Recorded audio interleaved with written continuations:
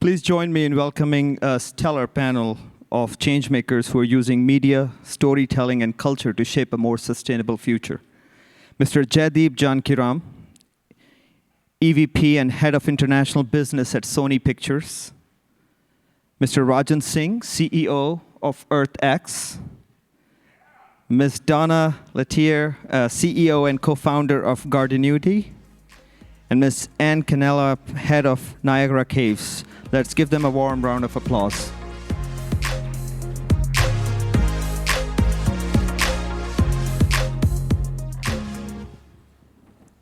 Thank you so much. I'm Canela. I am the head of Niagara Cares.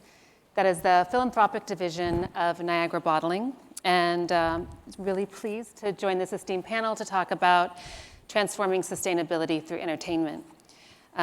Niagara is a brand I always say that you've never heard of, but it surrounds you all day, every day. We're the leading beverage manufacturer in the world at this point. We're still privately held, which is a beautiful thing.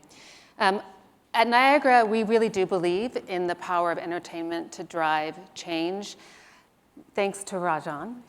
We are showing our award-winning documentary on your televisions in your hotel rooms called Waterways. It's also going to be on EarthX Media. Yep.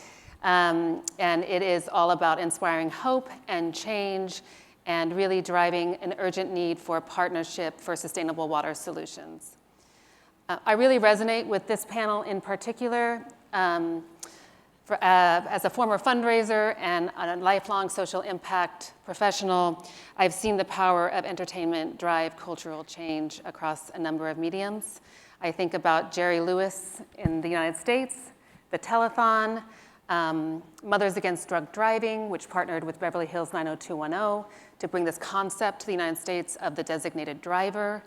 I was also on the team that brought Red Nose Day to the United States from England and was able to raise millions of dollars with partnerships like The Voice and others to lift children out of poverty. So we've really seen this firsthand. And so I'm really pleased to be able to ask questions of this incredibly esteemed panel. And I promise I won't embarrass you. She said she was going to give me a hard time, so I'm all very aware of that. So I'd just like to start the conversation with Jaideep. Sure. And we want to start broad and think about this because I think, first of all, I applaud this effort in New India and both the power and the strengths of our ties together and what we can learn from you as a cultural powerhouse and what we can bring to you. And I wanted to ask you what you could share about how entertainment can really shape cultural trends, what you've seen from your viewpoint. Sure. When you look at entertainment, it's not just movies and television shows that are only there to entertain. It shapes culture, it shapes public policy, it shapes customer behavior, it shapes a lot of very important things across the board. And through media, the best thing about media is to weave those storylines, that message with the type of programming that we produce. And I think that is a key to understanding a lot of these issues in a way that when you talk about sustainability and when people talk about something happening 200 years from now or sometime very far in the future, it becomes a sort of yes, they register it, but there is no actionable points that the initiatives that are taken in. And I think media can bring that more closer by weaving that into the storylines that people, especially from India. I represent a lot of the channels that come out of India. So there are a lot of social issues that are, again, they all tie back to sustainability and the efforts that we are putting into the whole picture. But what we are trying to do as Sony is, let me make it very clear that I'm not representing Sony as a sustainability effort because I'm not the right person over there. But I'll give you my personal opinion on how things are being looked at as far as India is concerned. And Sony was one of the first to industry with the sustainability efforts in the media and entertainment sector. So when they started this, they came up with a concept 2 years ago, which was the S3 awards. One was, as a corporate, we want to change the way that we look at things, the way that the company looks at it as a medium, but also how we can change the overall industry around us. So they came up with something called the S3 awards, which is the Sustainability, Safety, and Security Awards that were given out the first time in 23, and then 24 November was the second one. What we're trying to do is to bring in the production companies that build these or create these programs across the board to weave those storylines, to make that message very strong to people, and becomes an initiative that can be followed. So we got in several of the production companies to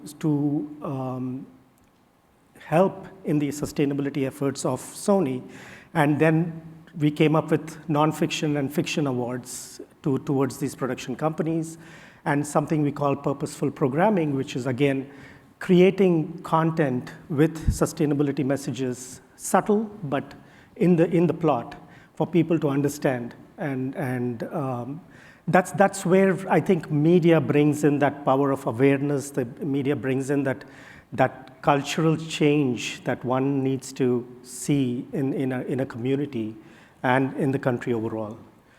So I'm picking up this thread of this weaving in of storytelling. And I'd like to ask Donna a similar question, but specifically for a brand, and a brand that's direct to consumer. How does the storytelling fit within your efforts to create purpose within your brand? And also, what are some of the other tactics that you're doing around this entertainment as a transformation to sustainability? You know what, that's a great question, and thank you for having me. It's exciting to be here. I'm such a fan of EarthX. You know, I think it's about storytelling across the board, and I think we all have a story to tell. You talked about us being direct to consumer. We're actually about 80% B2B. But as we meet corporations and leaders who are bringing practices of mental health, sustainability, the health of the planet, and nutritional health to their employees, it becomes a story. And every garden is an opportunity to grow your own narrative. Can you share just a little bit? I probably should have shared more, but can you share a little bit about what Gardenuity does? Yeah, Gardenuity means ingenuity in the garden, and our mission is to make gardens and gardening experiences accessible to everyone. So our three pillars are mental health, nutritional health, and the health of the planet.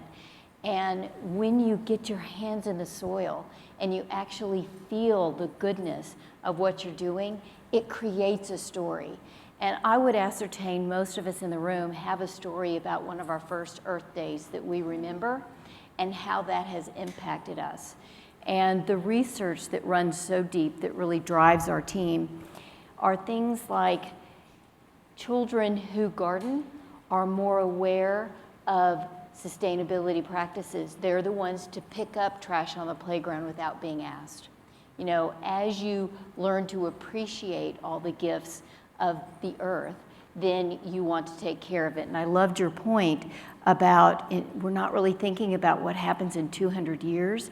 We have to be the teachers and the leaders and make it cool, you know, kind of deliver the cool factor through storytelling. So when influencers or people in the media actually do some wonderful things and make it cool and make it accessible, then we all win. And everybody will start to bring up their own narrative and how they can protect and help the planet. Rajan, you're sort of at the center this week even of the idea of storytelling, but also experience, which is the next piece I'm hearing you really talk about. What do you think makes entertainment such a powerful force for change? I think one of the reasons I like this panel is one of the bases was that entertainment is the hub of getting some change. Now, I'll give you an example, and this is a true story. When I moved from Sony to News Corp, one of the things that Murdoch and his group were saying that the Indian channels were dying because only the older people were watching the soap operas, and they were all about mother-in-laws fighting with their daughters and that kind of thing, and the young people did not want to know. So we undertook a massive research across the UK and the US to say, who's actually watching the networks, the Indian networks particularly, and Sony and Star and what. And the amazing thing, what we found out, we were able to give to the senior management at News Corp was that it was not the 50-plus women. The amazing thing was that it was being watched between 15 to 25-year-old young girls. Then we had focus groups in depth to look at why. Why would they want to watch? And we found out, actually, they weren't watching on the storylines. They weren't watching for the hulky male or the good-looking females. They were actually working out because the Indian soaps literally are shot today to be broadcasted in 3 or 4 days' time. And Jay and I will always remember that we were panicking, well, the next episode will be on air or not, otherwise we'll lose a whole lot of advertising revenue. So the reason why that was because they wanted to know what the latest fashion in India was. And you know that that's where they would go and buy the kind of next fashion outfit or whatever. So we then started talking to producers about, okay, if they're doing that, then shouldn't we be talking about life in general, and shouldn't we be talking about when you're throwing something away, which is plastic or whatever, and the young child says, no, you shouldn't do that, Mum. You should actually try to recycle it. That has always been the case in India. Believe it or not, in the 70s and 80s, even in the kind of shanty towns, people were recycling stuff at that time. So for us, that was the message that we wanted to. So it's in a way, and we use this in EarthX TV to a large extent, and that is how do you hide the broccoli in the entertainment? How do we get the message across to people without them realizing that we're preaching? Because one of the things that we want to do with EarthX TV is, and we've always done that, we don't want to preach to people. It's about having the right message. We have like the Aussie snake wranglers. How do you capture snakes that have gone into people's homes and not kill them, but take them out of there and take them back to the wild? So those are the kind of things that we were getting the messages across. You know, in fact, the Texas Gators, which is our big show at the moment, is taking gators out of people's homes, out of golf courses without shooting them or whatever, but taking them back into the wild. And if you can't take them into the wild, we actually have a gator farm. So the whole story's about you don't have to kill things to create that. So those what I'm saying is that TV, radio, now social media plays a crucial role in trying to get your message across without trying to preach to people, don't do this, don't do that, don't do that. So that's why I think media is a very important part. So we're talking about authentic messaging and integrating authentic messaging. And Jay, I'm going to call you informally now because he did. Can you talk to us, and I'd also love to hear from you, Donna, about what is authentic messaging in these mediums, whether it's television, social media, and you talked about the variety, but how do we think about authentically integrating so people don't feel shamed, right? Which is something I think people feel a lot when they don't recycle something, or just apathy. I think there's a need to it's not just enough to educate, right? You're trying to inspire action. So that's a fine line to cross, or a fine line to walk, I would think, in this world. Absolutely. No, that's a great question. And the way that I look at it is that we can do it the Blue Planet 2 way, where you have it on the channel, on the program, and the impact is direct, that single-use plastic in UK goes down in measurable terms. So that is something that of an immediate impact, right? And we know that fear drives people to do certain things. I mean, if you look at the recent pandemic, when people knew that, okay, it's a short-term issue. If you get it, there's a very good chance you're going to die with it. So that made people, one, get out of work. They did things that we would never have thought about doing. Isolating ourselves, putting on a mask, not going to work. It all happened because that fear was instant. I mean, I don't want to call it gratification, but you could die in a very short term.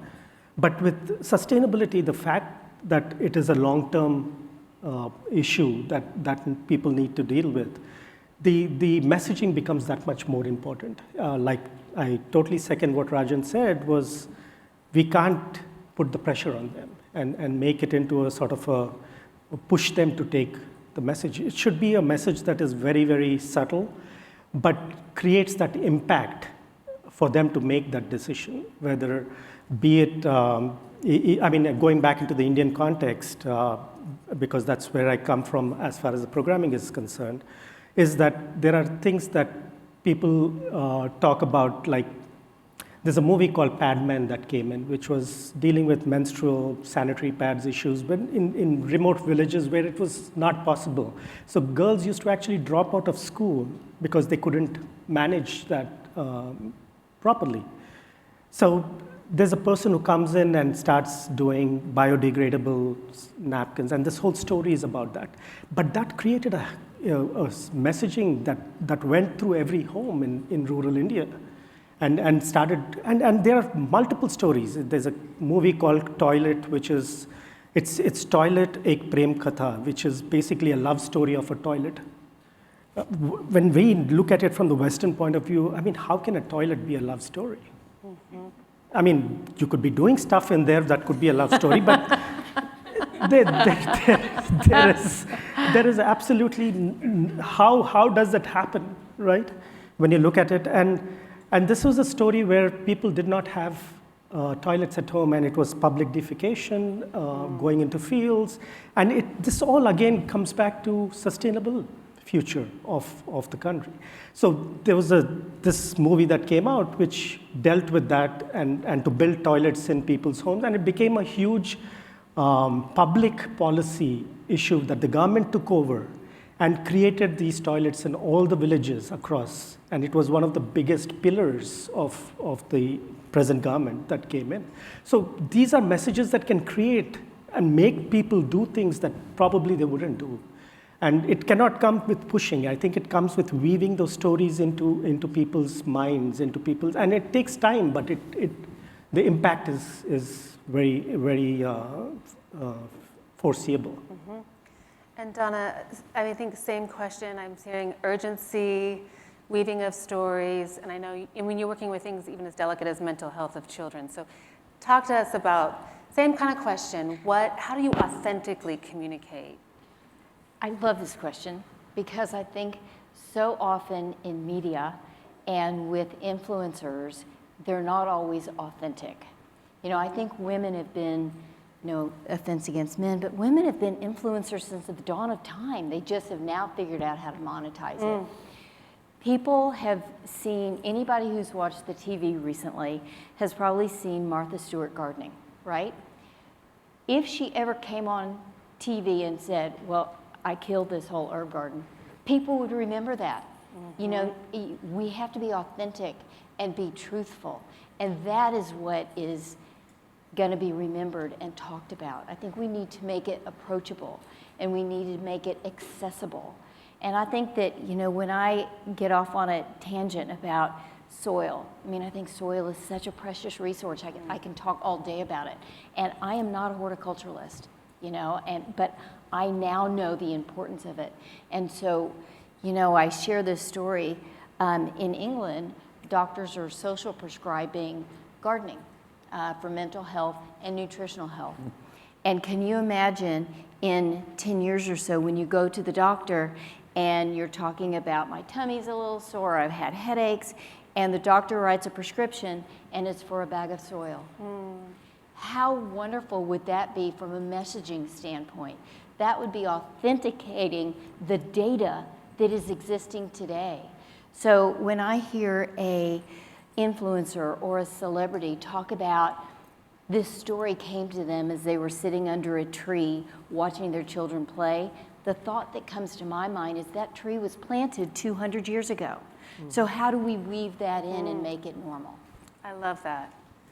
I think, Rajan, you have a really wonderful viewpoint because you see the American side of things, like what's happening here. You're seeing at this, you're sort of seeing like at a global strategy. And I'd love to know in this same conversation around authentic dialogue, I mean, clearly you two probably aren't the messengers for 15 to 25-year-old women, right? How do we think about and communicate authentically, and what are the differences or the similarities that you would draw between what's happening in India, what's happening in the US? Can you help us draw out some of those lessons? Here's the problem. The problem is, you've hit it on the nail, and that is, the problem is that we are not the guys or the messengers of that, but unfortunately, we're the guys who are making the decisions. That's the problem, and the problem is that it's grey-suited guys who have to make profitable decisions about how a production company needs to get the TRPs, the television rating points at a certain time.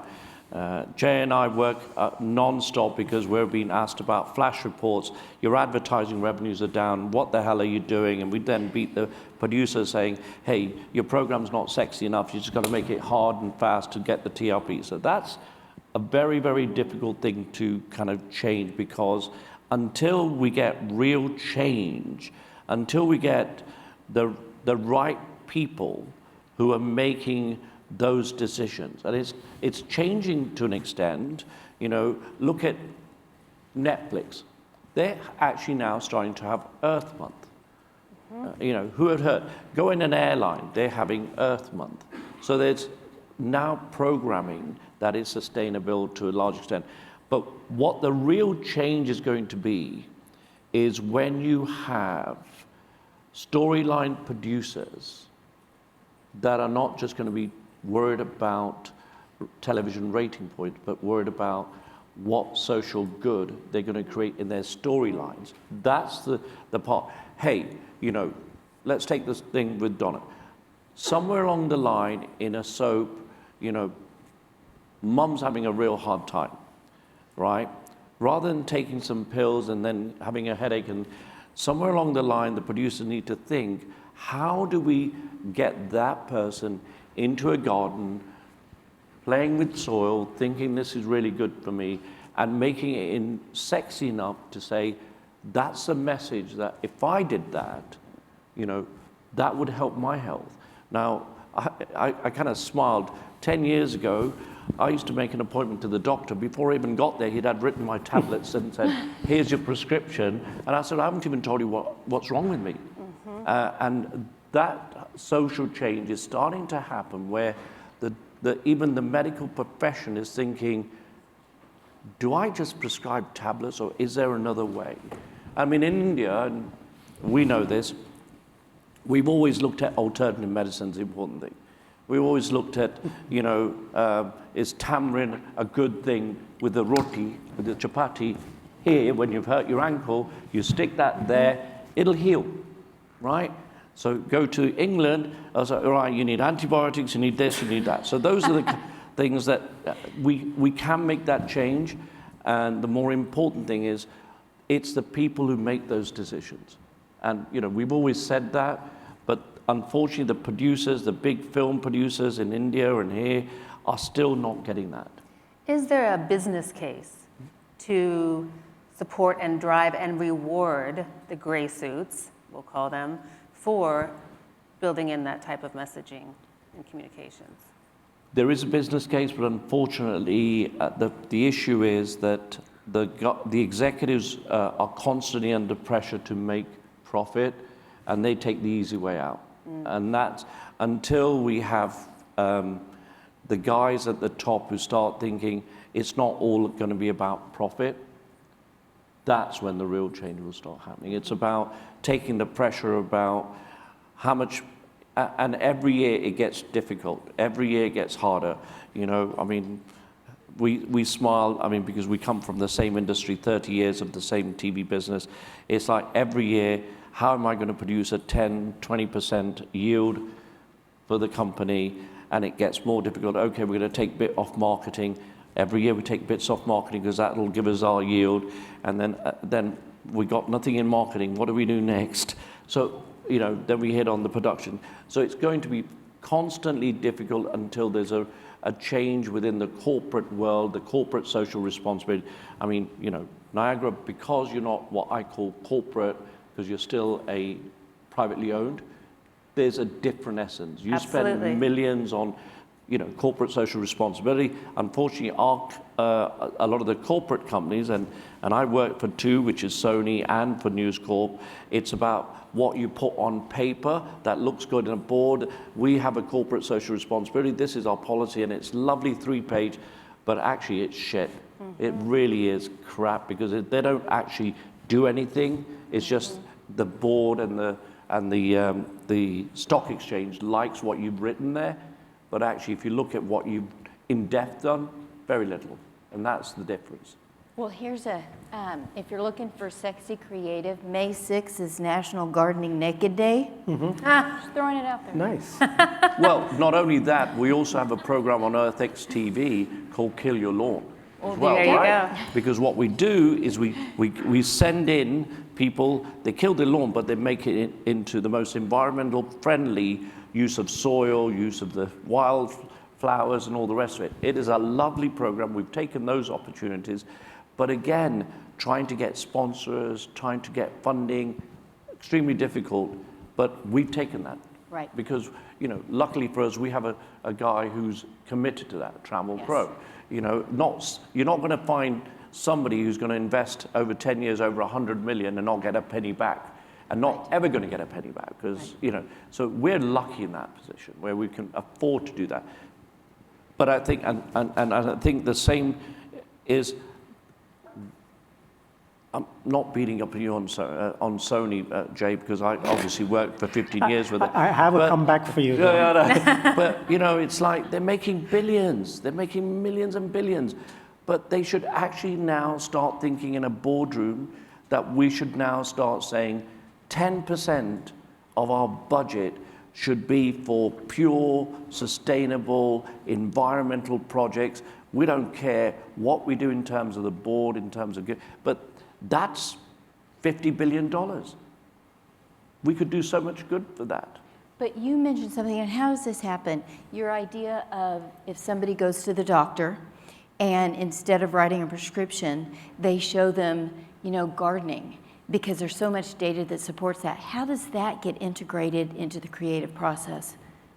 Again, it needs to show some impact somewhere, right? I mean, what we see as a protagonist today in series or on movies, if that person is, or that character is driving electric cars, and if that character is vegan, and that character is a huge character that can mold people's perceptions, it's a win-win situation, right? So again, comes back to how authentic your messaging is within that slot. And I think that there's a lot one can do. And media can play a huge role. And the comeback, as far as Rajan was concerned, is that I can tell you that Sony as a company has and is, I mean, again, I don't come from the sustainability part of the company. I come more on the corporate side of the company. But I see a lot changing.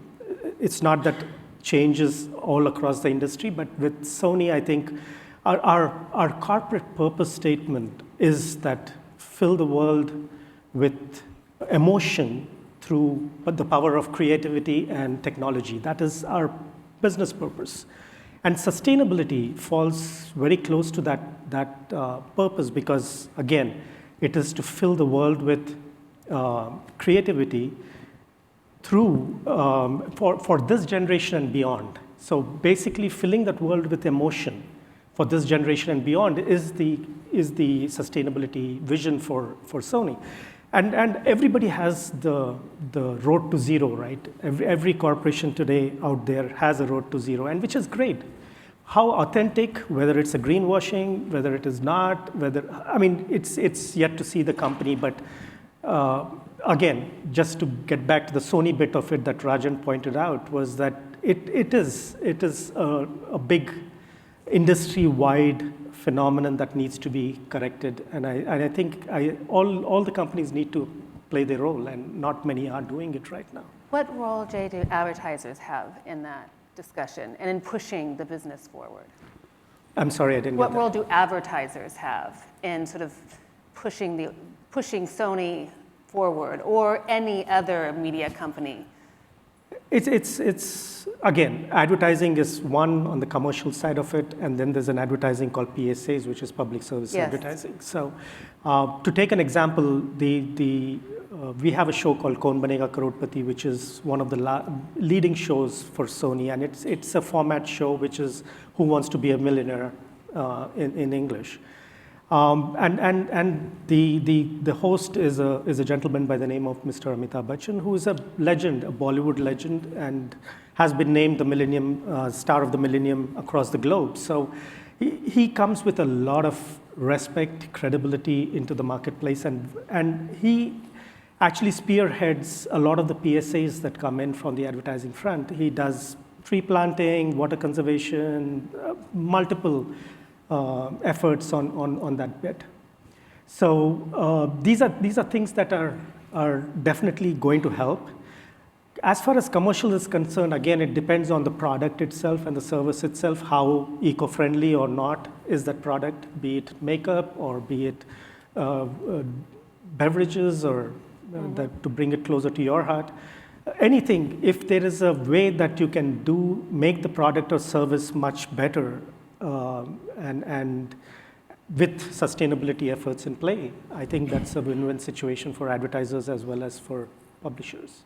Rajan. I was going to say, just adding to a very crucial word, and that is, what does advertising companies play? It's so crucial. So let's just take, for example, corporate companies like sports companies and things, we can't get a legal contract, we're stuck with somebody, whatever. Look at the example of Kanye West. Mm-hmm. Immediately Adidas pulled stuff because that was not conducive to what he was saying to their brand. That's a brand thing. So that is exactly what we should be saying to people, and it is changing. There's a number of companies now, particularly a lot of the coffee companies and all that, all worried about they have to be sustainable. They have to. The brand matters. So that's because young people vote with their feet, with their pockets, and they're getting the message even better than anybody else. So. And you find that aligning with content is the question. Yes. Okay. But I'm actually saying that companies now are thinking about who they're advertising to. Yes. Are we going to go to a company that's pretty awful, or are we going to go to companies that are green and all the rest of it? Mm-hmm. So I think what I'm trying to say is the advertisers have to think who they're going to start targeting, and there's going to be a change. But the people who take the adverts, they should also think about who they're taking adverts from.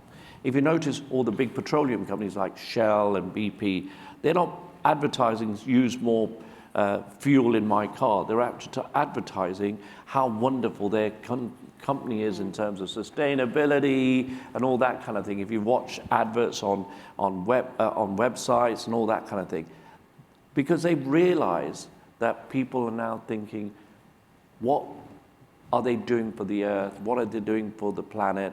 And if they're going to start avoiding using their product, they have to worry about their profitability. So advertising is crucial, and especially with the media that we're into, because previously, and USA is a good example, and UK and everywhere, previously we had paid television. We did not really care about advertising because it was about trying to get your subscription, pay me $20 a month, and we're watching paid television. Well, paid television is dying. It's actually dying to the extent that we're all now watching free television. And the only way free television is going to survive is through advertising. So that's where the advertiser now is in charge and can make a huge change. That is the crucial part. It's about who makes the change, and now the foot is on the wrong side for the TV companies and the platforms like Dish and Direct and all these guys, because people are now voting with their feet saying, well, we're not going to pay to watch. Now we're going to watch what we want to watch. And the young people are also careful at what they're watching. And I want to make a difference between advertising and commercials, right? Because I think when you talk about advertising, you immediately think about the commercial, the interstitial content between programs. But in reality, as you know, I'm thinking about what you're saying, those two are coming together, right? So advertisers can be content creators. Absolutely. And with, just to add to what Rajan said, was that with connected televisions, right, addressable markets are becoming much more crucial.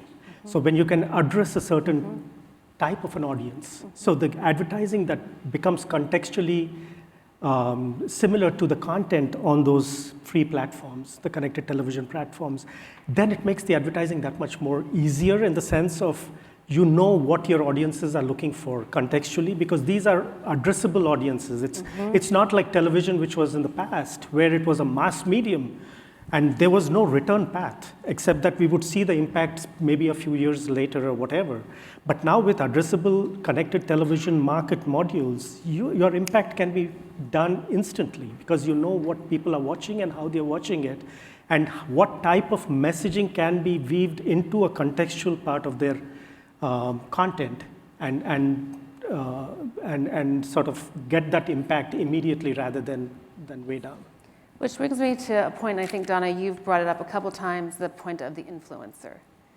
And, you know, the influencer and their ability to drive change. And you've talked about, you know, if you're 15 to 25-year-olds, that's an addressable market. You know, I think, can you talk about what you've seen as the power that influencers have to change and inspire? You know what, I like to think of influencers also as corporate leaders. So if you're leading a technology company, an entertainment company, and you're, you know, a manager, a director, a C-suite, whatever it is, when you take care of the environment or you talk about planetary health or self-care, you're giving those around you cultural permission to do the same. And so we're fortunate that we work with leaders across the country with global organizations, and they're saying to their teams, we think it's really important for you to take care of you and in turn take care of the planet. So we're going to bring these programs. I think we can all be influencers. We're not all going to be the Kardashians, but we all have the opportunity to tell our story and to be influencers, and you never know who's going to listen. And so I keep coming back to your story about the idea that in a TV show, somebody is prescribed to go spend time in the garden. Actually, that's happening. We just need to share that narrative. And I think it's really exciting to think that every single person is going to connect with different people at different times, and we all need to practice what we think is important, sustainability initiatives, self-care initiatives, on a daily basis. So whether we're paid for it because the world's a better place, or we're monetarily, you know, here's some extra money because your post is getting a lot of likes, doesn't matter. I think we all have the ability to be influencers. Rajan. I was going to say, depends how we use influencers. You know, and America is a prime example, and I don't want to make this into a political debate right now, but there are certain influencers who are really bad, and particularly with all the politics that's going, Yes. you know. So there's the good influencers, what we would say is good influence, and there's the pretty bad influence who are kicking out people out of the country for just being human. You know, so we just got to be careful about how we emphasize the influences. Do you know what I'm saying? I'm a bit scared sometimes that there are people abusing their power to influence people in the wrong way.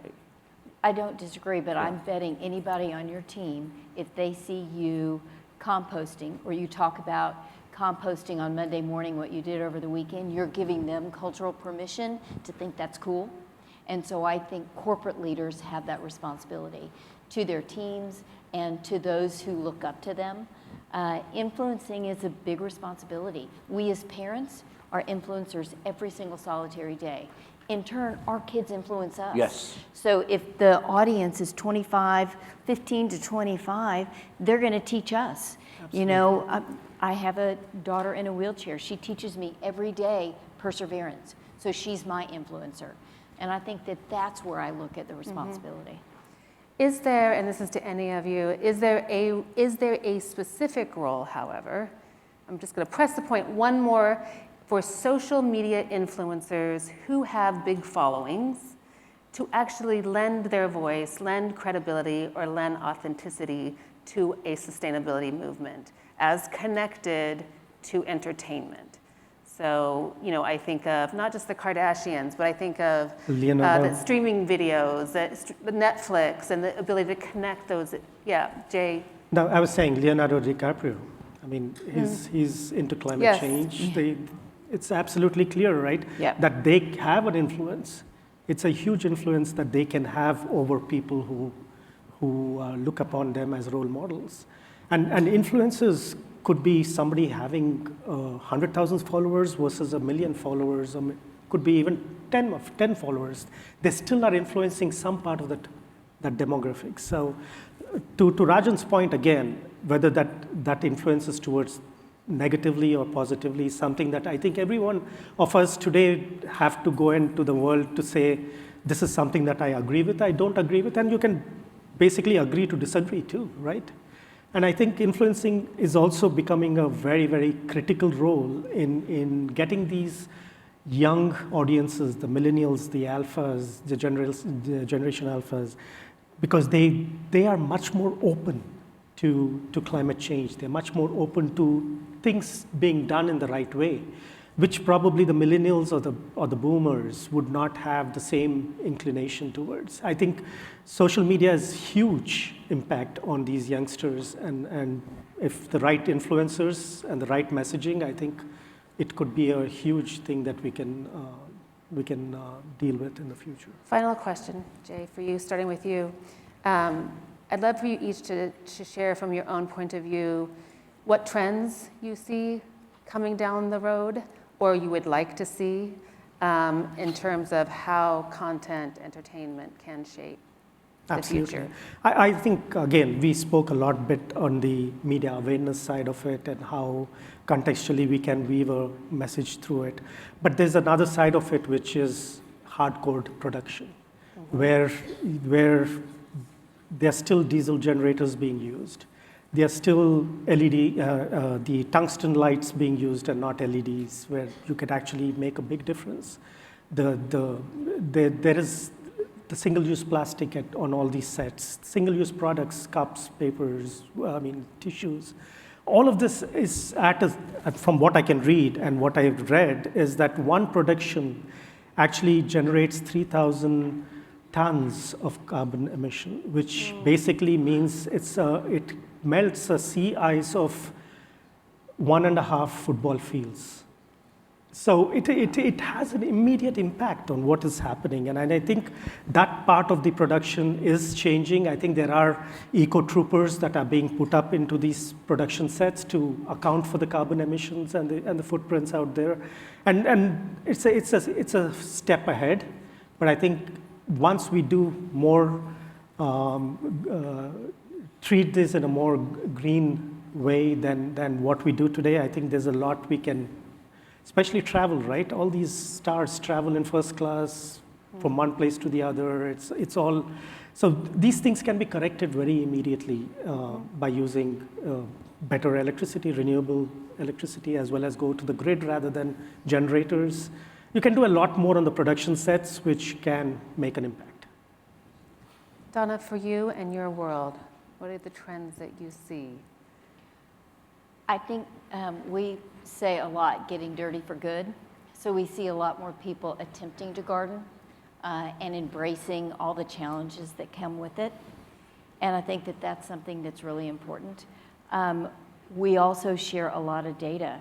you know, when you grow your own microgreens, what that does from a nutritional perspective, but how many times you save from driving to the grocery store. You know, I think we all have our own opportunity to really embrace and impact the health of the planet, but it comes with micro steps. Habits too small to fail. So if you're just growing your own mint, and it means right before Kentucky Derby, you're not driving to the grocery store to buy fresh mint that's packed in plastic, you're helping. You know, I think that there's I see trends happening individually, and the one I'm most excited about is corporations are really embracing and listening to their employees of all ages. How can we as a company really bring self-care and planetary care to our everyday? And one example that I love to share is from Very, the stand-up desk company. We have done a lot with them, and their CEO is brilliant. They have no trash cans in any office whatsoever. You have to get up and go to a common area to throw things away. That improves your heart health, right? But you're also connecting with each other and talking about sustainability practices. So every single one of us, I think, have an opportunity to be a trendsetter where we live and work and play every day. Agreed. Rajan. It's a really tough one, especially somebody at my age who's been used to living in a different world to kind of start changing. But I think the trend is the whole kind of stigma of what you're doing to the planet is now getting to a stage where you have to change. You can't live in cuckoo land. You know, you've got to change. You've got to get to a stage where how do you get rid of your banana skin? Do you throw it in the bin or you actually throw it outside? You know, those are the kind of things. What do you do with your food waste? What do you do? Those are the things that you should start thinking about. Is it good for manure? Is it good for the garden? You know, those are the kind of things. Are we getting rainwater? Where's that going? And can we save some of that? I think COVID helped you a lot, because COVID was where, even and I was stuck in the UK, where people started thinking, what am I going to do? I'm stuck at home, garden. Right. And if you've got an apartment, you start building little plants. Right. I think those are the things that trend helps. And somewhere along the line, I think, and I think you've got it in terms of the medical profession, but I think we just haven't touched enough on education and children between the ages of 3, 4, 5, and how they're being influenced. How is their trend going to be? That, I think, is going to be crucial moving forward. You know, we can do so much, but I think it's how the educational process and what messages are being given by the teachers to the children. I think there's an interesting stat that children in the United States spend less time outside than someone in maximum security prison. Oof. But I have to say, it's not just up to the teachers. It's up to all Parents, of us. yeah. Every single one of us are a teacher to someone. And I think that we need to support the educators. That brings in the gaming industry, right? You can educate through gaming too, Right, but yes. they make them sit in the house and not go outside. Right. So, Right. yeah.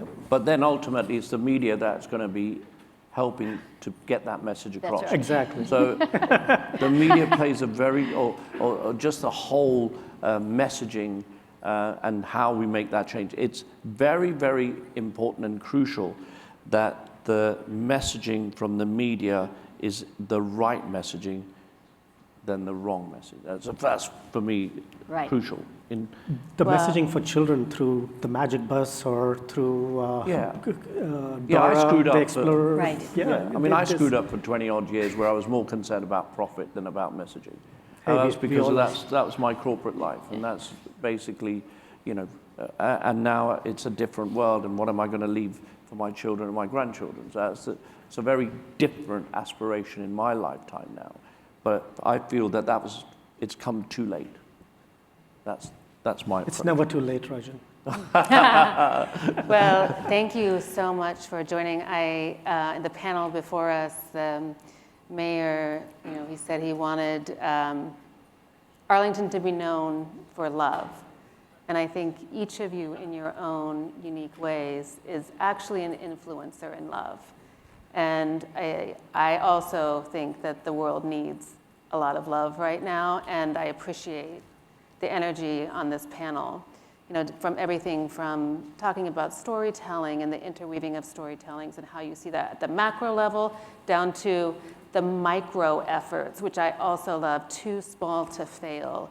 That's a very, if you've missed that, that's a very, very powerful strategy. And I just want to say thank you, and thank you from Niagara Cares for being able to moderate this panel, and I just appreciate all of you. Thank you. Thank you. Great job. Well done. Thank you. Thank you. Thank you.